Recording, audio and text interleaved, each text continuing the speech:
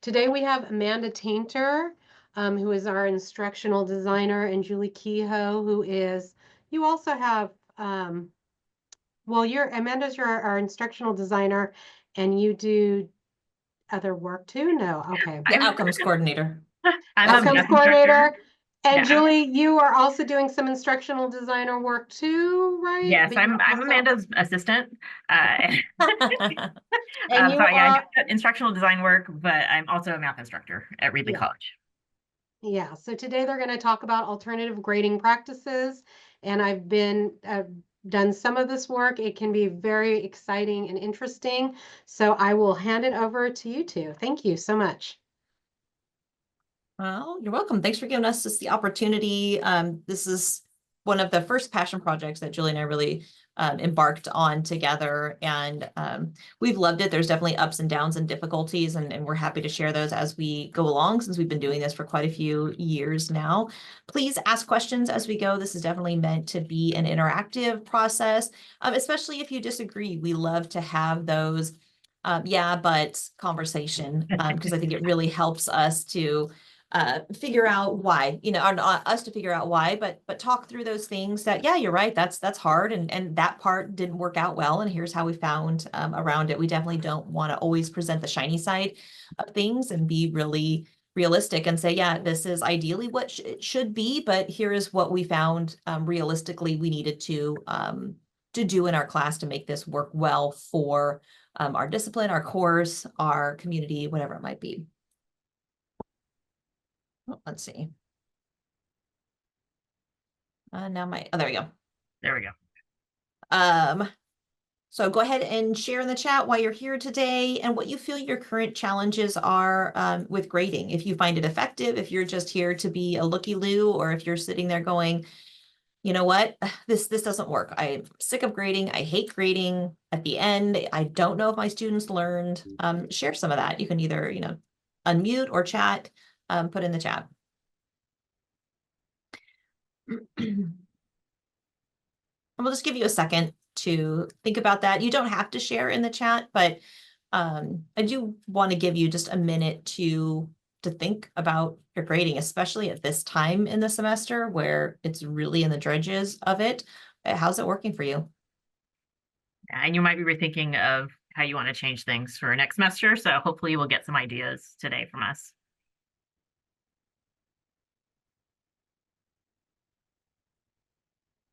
Okay. Oh yeah. So the arbitrary part, Sally, that was a big thing for me. I felt like I had a lot of arbitrary things going on in my classes. So this definitely helped me to feel more intentional. And it made it feel like the decisions and the way I was grading and assessing my students was much more, because of the constraints of, the course and things like that, rather than just, well, I said it was due on this day, so that's when it needs to be done. Yeah, we'll talk about that. So here are some of the original issues that Julie and I had, and what brought us to really wanting to change things. And we'll talk about the book towards the end that a lot of these concepts came from, and we've definitely adapted and modified those concepts from the book, but it was a fantastic way to start to get a lot of the research-based why. We don't have time in the context of this presentation to present all the research, but there is a lot of research saying, okay, this is a good, there's reasons why we chose to do this. It wasn't just, hey, let's throw something at the wall and see if it sticks. This was an intentional choice for sure. Yeah. Julie, you know me, just chime in. I found like one of my most biggest pet peeves is I'd find at the end of the semester, students would be like, well, how many points do I need to pass? And so the focus was really not on learning the content of the class, but just getting that grade, just about point earning. And a lot of students will get very good at playing the game of earning points. And it's really not about the content or learning or preparing for future courses, things like that. It also can be very discouraging. Students can often, with traditional grading, reach a point where, well, you've dug a hole that you're not going to be able to get out of. There's no way you can pass this class. And in the ways that I've been able to redesign my grading, that doesn't ever happen. As long as the student doesn't give up, and makes the most of, you know, every opportunity in the class to learn and to demonstrate that learning, they can pass the class right up until the end of the semester. Yeah, and students have a really big ability to do this in Canvas with that what if grading. They can do the manipulation of the math and say, yeah, I'm halfway point. I could get 100% on all of the other assignments and I'm still not going to pass, or I'm still just going to get a C. So what's the point of even trying now? And I know for me, if I know halfway that there's no way I'm going to be able to get an A in this class or a B in this class, tap out, I'm done. Why would I even try anymore? And so this changing the grading to the strategies that we're going to suggest eliminates that. And then the big thing for me was that I was always felt that the grades, did they really reflect the learning? I could say, you know, could I say when I looked at an A student, oh yeah, you know all this content, or were you able to just manipulate the points well enough to pass the class? And that really bothered me, especially as when I became student learning coordinator and I'm starting to, you know, preach the importance of learning and assessing learning and looking at my own class and going, am I sure they're learning, or did they just get enough points to pass? Am I positive that those two concepts align with one another? Yeah, and And I'm what, like, I had a lot of fluff in my grades that would allow students to boost their grade without actually having to learn anything. Like, I'll give you extra credit if you come to this event, and things like, I mean, that's not demonstrating learning. And so it's a way of, you know, giving them fluff and helping them to up their grade in the class without actually learning the content that I'm expecting them to. So removing that fluff was very helpful. yeah, And also just, I became like, it just felt like I was their compliance officer who was just like, you know, just making sure you're complying, and I'm teaching you time management skills and you know, all these, I'm teaching you to live in the real world and things like that. And it just made it hard to be, to build a relationship with students that was built on like, no, I'm here to help you learn and be successful in this class, not make sure that you comply with all my rules.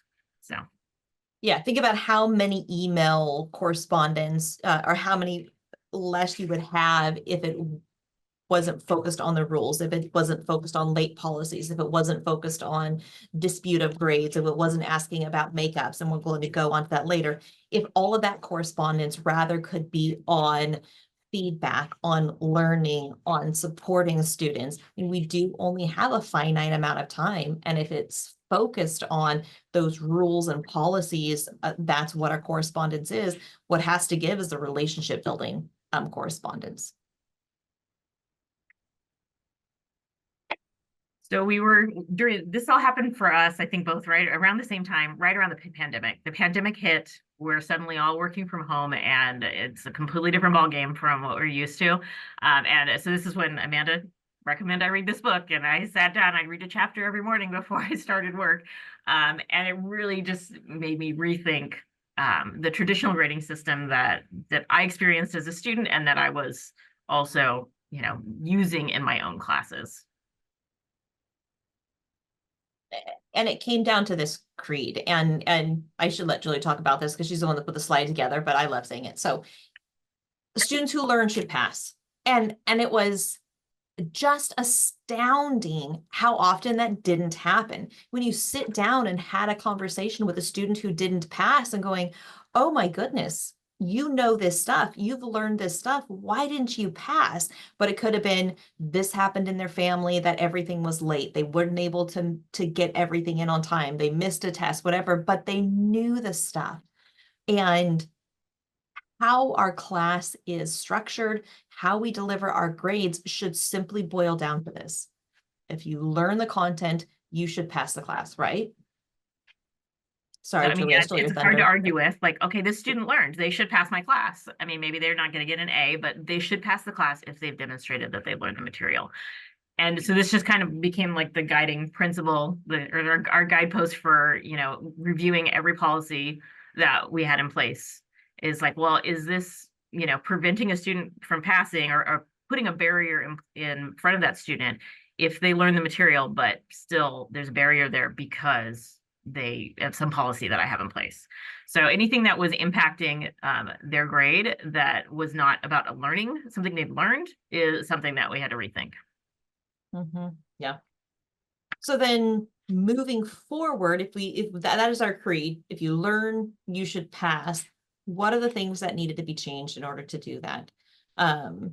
Accurate grades. The grades that students receive should reflect their learning and grow, not just, or not, did you submit all the assignments on time? Did you post to the discussion board? Our grades should reflect if they're learning. And no I was gonna fluff. let you go. Yeah, and no fluff. And we'll talk about what that fluff is, and you're gonna be surprised because I have to fight against the fluff all the time. Yeah. Because it does creep in, and our institutions are really bad about it because it's offer extra credit to go to this, offer extra credit to go to that. And we'll talk about extra credit in a second. Yeah, we're just so used to using grades as the carrot to get students to do the things we want them to do. And that's not gonna result in an accurate reflection in their grade of what they've actually learned in the class. Yep. And our policies should emphasize the natural consequences, not the arbitrary penalties for missing the deadlines for incomplete work. When I removed my late policy, it still is just absolutely stunning to students. But what do I care? I mean, really, when I sat down and thought about it, I'm not sitting there waiting for, oh, submission, great. Oh, submission, great. Oh, submission, great. So did it matter if they got it in at 5 o'clock on Wednesday night, if I was going to not do grading for a week later? Or maybe it is. Maybe you are an instructor that really likes as they come in to be able to grade it. Then does it really matter what day it comes in? If they're able to submit it, it was that date and that time was so arbitrary. Now, there are hard deadlines. We do have the end of the semester, and we can't have everything submitted on the last day of semester. Hours in the day are a finite resource. So that is not an arbitrary penalty. It's a natural consequence. If you submit it the last day of the semester, I simply do not have the hours to grade it before my grades are due. That's a natural consequence. And so changing those policies was one of the big guiding principles. And we'll talk a lot of these in detail. Sorry, go ahead, Julie. Yeah. And clear communication is another big one. So we're big advocates of rubrics and feedback. And I know in the comments, a lot of you mentioned feedback. So we'll definitely talk about that. But yeah, being able to communicate these policies is important. And just communicating with your students and creating a feedback loop for learning is a big part of it. Yeah. And the last one was the opportunities for redemption. When you have the opportunity for students to continue learning after the initial assessment, then the learning never stops. Like if I give a test and, okay, well, that's your grade, we're moving on to the next unit. Maybe you needed to know that for the next unit, but you didn't learn it and you're not going to bother because you're not going to be graded on it, or it's not going to help you in your grade in any way. So giving opportunities of redemption was also another really important pillar of our changes here. And he in the book that really got us down the pathway, he uses the concept of sports and practice in the sports and the games, as it really was a way to solidify this concept in my head. If we say, oh, I'm going to go play baseball and I'm going to read some books and I'm going to walk out on the field and play the game, that's not how it works. You have to go to practice. And during that practice, you don't have all these fans watching you and fail. And it's going to depend if you do the $1 billion contract or whatever it is. You have a coach that's sitting there. And as you're going through doing all of these low stakes opportunities to practice, and yet we rarely do that with students. It's all or nothing. You better pass this test or you are unredeemable. I mean, you've got 4 big exams, and if you don't do well on that one exam, you're down to only possibly being able to get enough points to get a B. You don't do good on the next exam, you only can get the C. And those are high stakes, no opportunity to practice and to refine and to get better and to learn. If our goal is for students to learn, why wouldn't they be able to retake that test and show that they've learned? If you get a D on the first time you take the test, why don't you practice and take the test again and get an A? If we say we're all about students learning, why is that such a problem for so many of us? So we've touched a lot on this, but our guiding principle and all these guiding principles kind of led us to rethink things like, as we've been alluding to, late penalties. So I no longer mark homework late. I don't take a penalty off of that because it's not reflective. If they learned it, but they just didn't learn it by a particular deadline, that shouldn't affect their grade if we're trying to make our grades accurate and reflective of what they actually learned. Go ahead. And here's one of our lessons learned. And so it's really, I've enjoyed being able to progress in this presentation, because when we first started, it was, there's no late penalties, and we still stick to that. But for me, I do put a due date on it, and I tell my students, this is your pacing guide. Anything can be submitted late, because when I first started, I just had a due date on everything that was at the end of the semester. Well, that was disastrous, because I'm not scaffolding students to what would be an appropriate pacing guide to help you on these assignments. And so I think, very clearly to articulate every assignment can be submitted after this due date in Canvas. Hands down, I still get 2 or 3 students every single assignment. Something happened. Can I submit this late? Please don't penalize me. Nope. Remember our late policy. This is just a pacing guide. So those due dates are there to help students understand this is the pace that's probably going to be best for you to submit things by. But you can go back and submit things afterwards. These are just helpful guides to due dates. So I wouldn't advocate at this point in time to say, don't have any due dates, because you want to help students gain those time management skills. What are some of your learned lessons, Julie, on this part? Definitely there has to be consequences for falling too far behind. You want to give them, nudges in that direction of like, okay, and a lot of this comes back to that principle of clear communication. So maybe a consequence of late assignments isn't that your grade is going to go down in that assignment, but you are going to hear from me.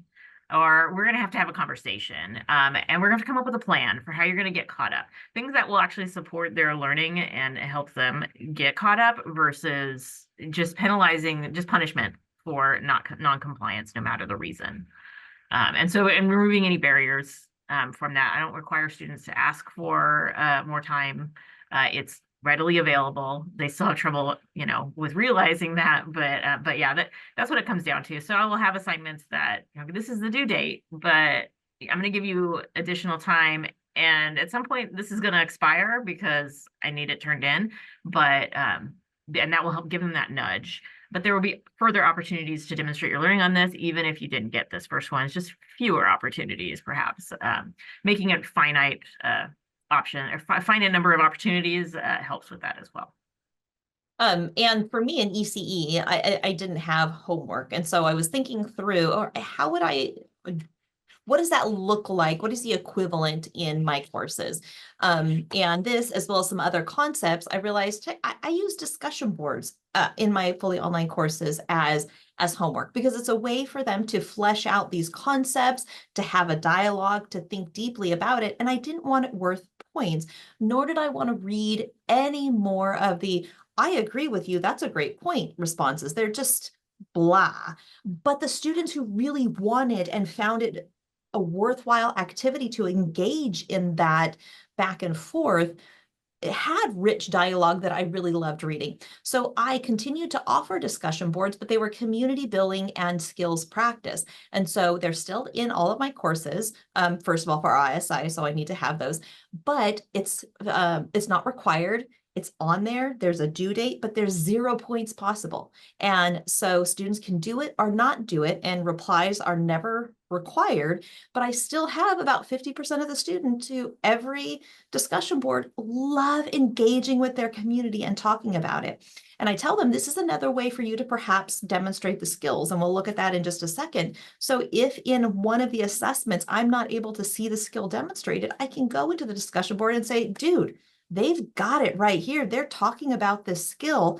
They understand it. They just didn't demonstrate it here. So it was just another way for them to be able to show me that skill, but it was in a no stakes way. So that was the aha moment I had a couple of years ago, because Julie would always talk about not the grading homework. I'm going, I don't really do that in ECE, but that was the application for me. Yeah, and math homework is a big part of the class, and oftentimes a decent portion of a grade. But I mean, in math in particular, we want students to make mistakes because that's when the learning happens. So we want them to feel free to make mistakes and learn from that. And when every single thing that they're given is part of their grade, suddenly mistakes aren't allowed anymore. And it becomes, too important to them to do well on those assignments. So I stopped grading homework completely. I still give them those homework assignments. I give them due dates for them so they can pace themselves.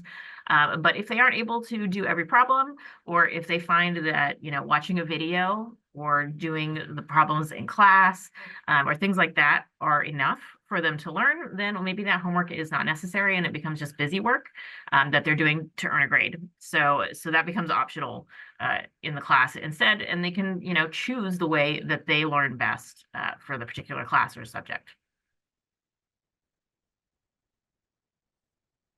All right, math lady, I'll let you take this one. So another big issue that comes up with all this is how we're assessing and how we're grading. And the traditional 100-point scale is pretty problematic. For instance, how can I explain the difference between a 78 and a 79 on a test? It becomes arbitrary at that point. And we're playing around with numbers and, being nitpicky and ticking off for things. So it can be very difficult. It's also very skewed. If you look at the scale itself, it's very skewed towards failing. 70% of that scale is failing. And so it can be demotivating for students as well as just being skewed against them.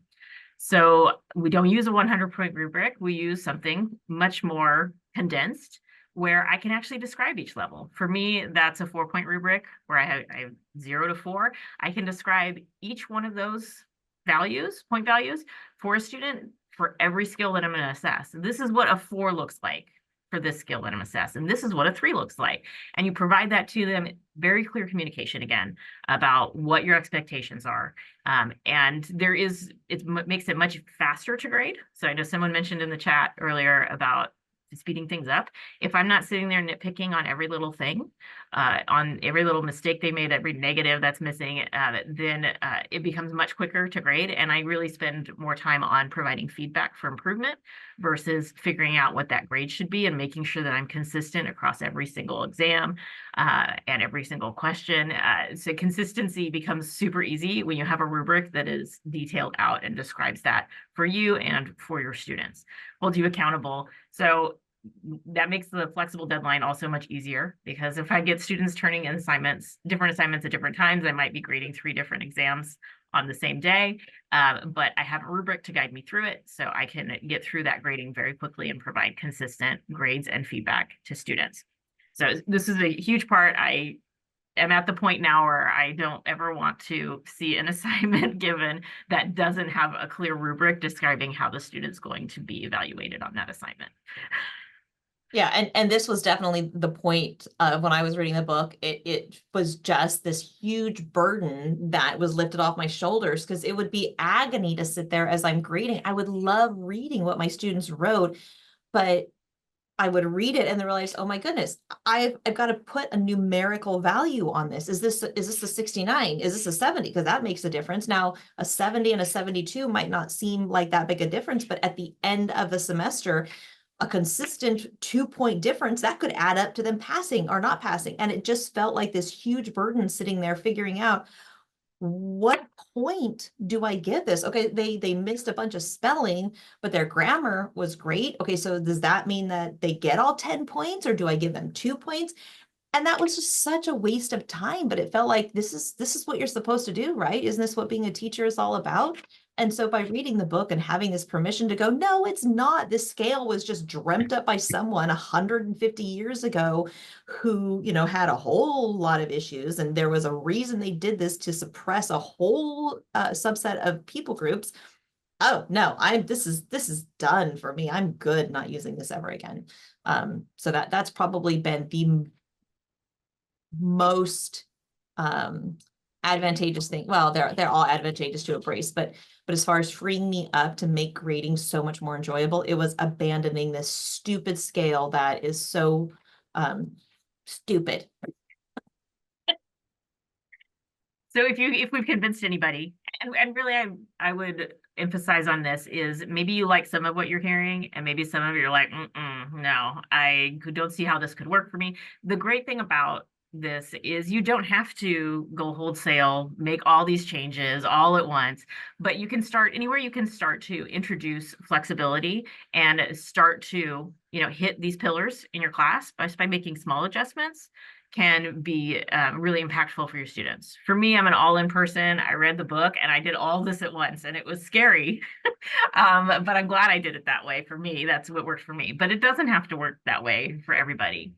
So, I mean, we're still going to talk in more detail a little bit about some of this, but if you're thinking you wanted to start making changes like what we're talking about, this is kind of where we did it and where we recommend other people get started. And oh, this one's a little different. I think we're talking about each one individually here. Okay.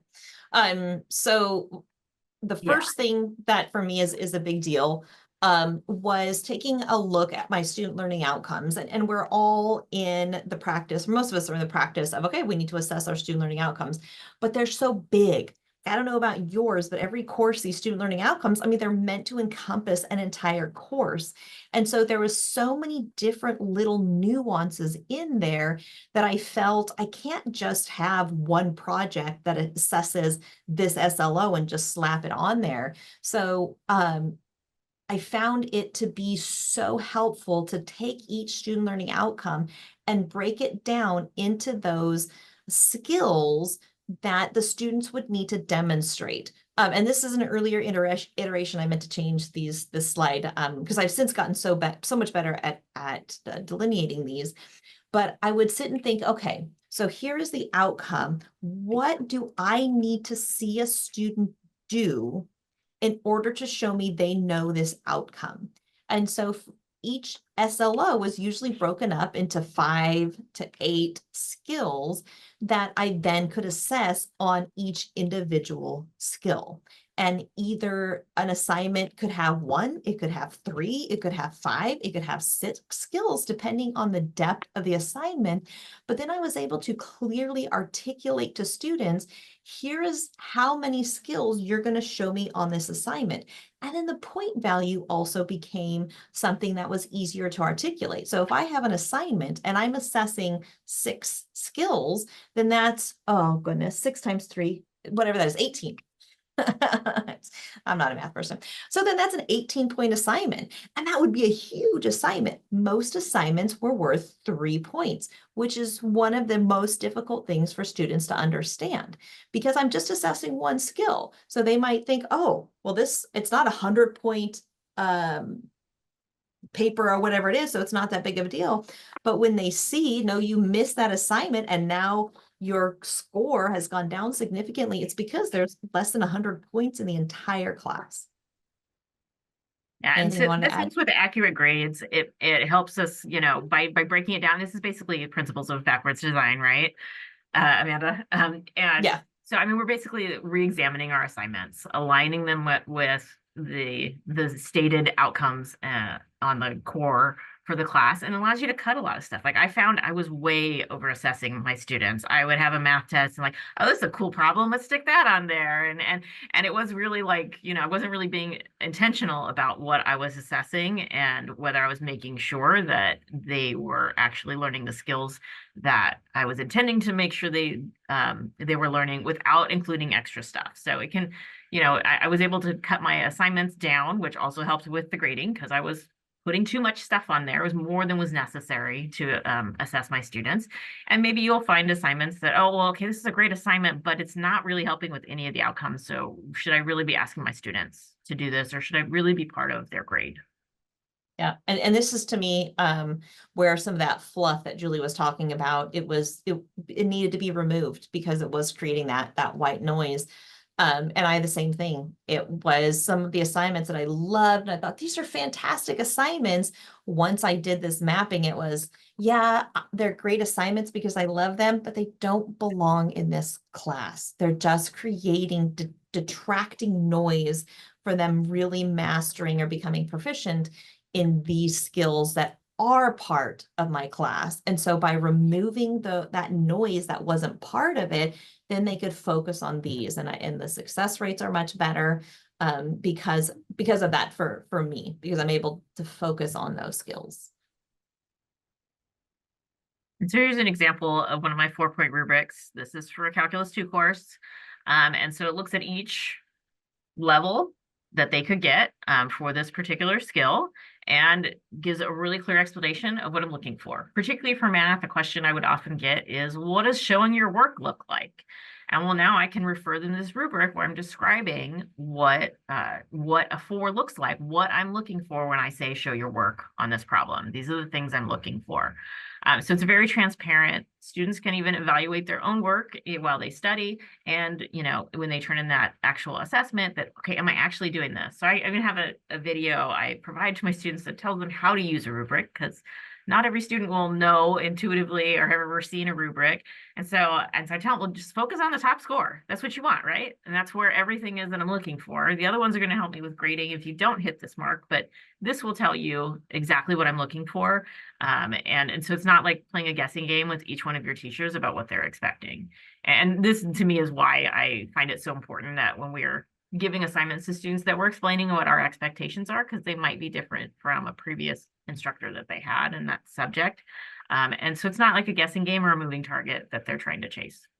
Yeah, and I was anti-rubric for a long time. I hated how restrictive it was. I felt like I just want to be able to free flow and give my feedback to students. And between having so many great conversations with Julie and reading the book about this is why there's such great value to students in having these rubrics, I became a wholehearted convert. And I do see it has made my teaching so much better. And I still write all sorts of comments, so it's not eliminating that, but it takes that subjectivity out of it. And I can clearly look at the rubric. And it also allows me for my discipline to embrace a lot more UDL, Universal Design for Learning approaches in my teaching, because it doesn't matter the modality or the format a student was to submit the assignment in. If the rubric is talking about these skills, how they choose to submit the assignment doesn't matter, as long as I can see those skills in there. And so that became a much easier way to make that transition of, shoot, if you want to turn in a PowerPoint presentation, a video, a voice recording, a flyer, whatever it is you want to do, as long as I can see these skills in there that are in the rubric, that is absolutely okay. But I did need to create clear rubrics. One of the ways that I've found AI to be incredibly helpful is still refining my rubrics. Julie is the queen of rubrics. Like, hers is amazing. This is still a skill that I'm developing. And AI really has helped me in the last year to make my rubrics so much more clear to students. And so I can easily take an assignment, plug it in to AI and say, can you help me create a rubric? And I tell it, these are the 4 criteria, 4, not columns, but blah, areas that I want in the rubric. Can you break it down to that? And I've had to do definitely some reading and modifications, but for the most part, the rubrics are very clear for students. And I also tell AI, these are the skills that I'm assessing with this assignment. And so that's been a very helpful tool for me to improve the rubrics that I'm offering to my students. And I also, the last thing I want to add on this is you've heard me say it's groups of 3, because for me, I've told students, you should be at a 3. That's where you are. That's where I expect you to be. If you could come in here and teach this skill, and there is some times where they can, it's again, ECE. So there's some people that have been in the field for years and years. I said, I'll give you a 4 if you're demonstrating to me that you could teach this skill. You don't, this is blown away, but I have very few 4s. And it does act as extra credit or above because the assignment is worth in groups of 3, but it makes it very clear to them that I don't expect you to exceed this skill. I want you to be proficient at this skill. That's where you should be for this course, for this assessment. So if you're wondering, well, how does this fit into a new grading scale? So this is the grading scale now when you're using a smaller rubric, like a 4-point rubric, versus the 100% scale. Now, Canvas is going to convert everything to a 100% scale, no matter what. But you can create your own grading scheme in there to reflect this. And so what I do is just like, here is the list of skills I'm going to assess you at.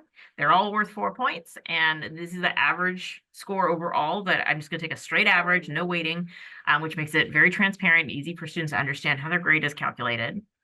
And this is the breakdown. Actually, those breakdowns are off. What's going on there? I think when this got transferred to this presentation, it's messed up. Oh, sad So it should just story. be the A to F. So if you average 3.5 to 4 on all the skills in the class by the end, then that's an A. And then it goes down by 0.75 for each level below that. And I mean, for me, really, you might look at that and say, well, okay, a 2 out of 4 is passing in this class. Well, yes, but that's because I give a 2 if I feel that you understand the concept, but you still need to work on some things. That's still passing. There's some mistakes in there that would need some fixing, but it's still a passing grade. So yeah, that's the correct one. Sorry, Get Julie. translated over. Quite right. From our old presentation. Fail for double checking AI. So that's one way to do it, but I mean, there's lots of different ways that you could do this. Maybe there's some skills that are just deal breakers. Probably the biggest challenge with this is just getting Canvas to do what you want if you're using the Canvas gradebook. But there's a lot of different ways that you can make this work. Like maybe you have to get at least the score on these 5 to get an A, and these others that are maybe less critical, you just need to get this particular score. So you can get very creative. And not just hold yourself to, I have to do like a weighted average or an average on a 100% scale to determine a grade in the class. And I've found using those custom grading scales in Canvas to be super helpful because you can also have it display the letter grade. And so as students are making the transition and understanding this is a new way to do it, they can see, maybe you do have a 67%. That's still a B in how this is grading. Otherwise, it can be very unnerving for them. So I've found it to be really helpful to point them to that. I also use a Learning Mastery gradebook in Canvas. The issue with Canvas is that you have to have both. So while I continue to tell them, hey, look at where you are on each skill, they continue to default to the gradebook. So I like to use both just to be able to show them here, this is how this aligns, but they will always use the traditional gradebook. Okay, I think we can go back to the other one if you wanted to. That's fine. Now we're here. Okay. Let's see where we're at. Okay, so I guess this is the last one then. Okay, so the last thing is talking about that feedback that I know some of you mentioned in the chat. Sorry. And so we either doing retakes or resubmissions, whatever makes sense for the assignment or the subject matter. It helps us to create a feedback loop with our students where they submit something and you give them feedback and then they continue to improve. For me, this looks like a retake. So I will give students an exam on a unit and they turn in their work. I give them a bunch of feedback and a grade, and then they have the opportunity to take a new version of the test. And then they just focus on the ones they want to improve on, and they can take that feedback, they can practice some more, they can go get tutoring, and then do that retake. It's a new problem on the same subject and see if they've improved. And so the learning never stops with that, and particularly if that is, look at the math, concepts build on each other. So I want to make sure they've learned that before they're moving on to the next thing. And this is a way of doing that and also rewarding them for that learning rather than punishing them for not learning it the first time on the timeline that I provided. Yep. And mine is very similar. Of course, it's not math tests, but when they submit whatever the assessment is, I have attached those specific skills. And so if they get a 2 or a 1, on whatever skills it is, make sure and leaving robust feedback of what is missing from the assignment that they submitted and encourage them, hey, resubmit this. If you haven't gotten proficiency in these skills, resubmit every assignment. And it's up to them if they do or they don't, but for the majority of students, they'll choose to resubmit because usually it's just little things that are missing for me to see skill proficiency. And that's the other big part of making this transition is having that verbiage prevalent throughout the course so that they can really understand, here is what I'm doing it and why am I doing it. So I need you, you haven't gotten full points on this. You haven't developed skill proficiency. In order to develop skill proficiency, I need to see these things, and then you can resubmit and I can reevaluate.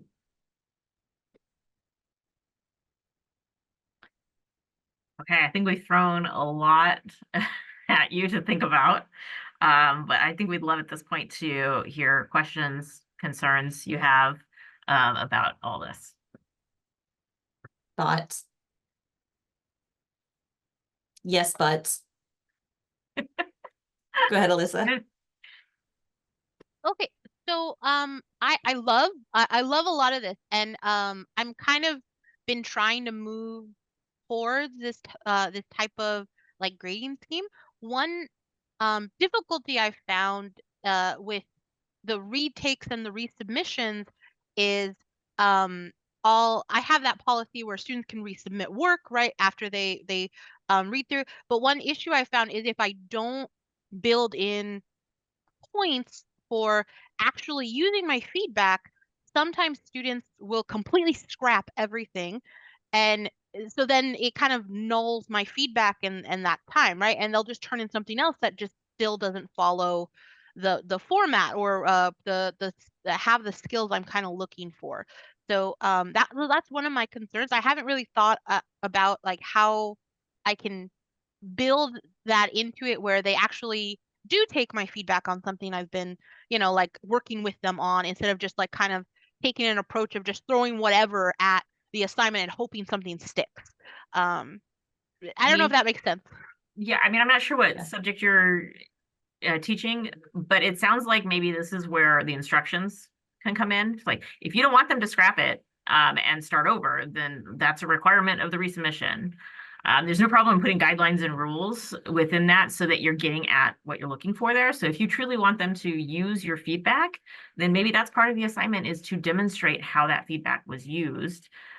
Or even like I know a common thing, like I've been tutoring my nephew in math, and his teacher has them do test corrections, but they have to explain what they did wrong to show improvement. So I mean,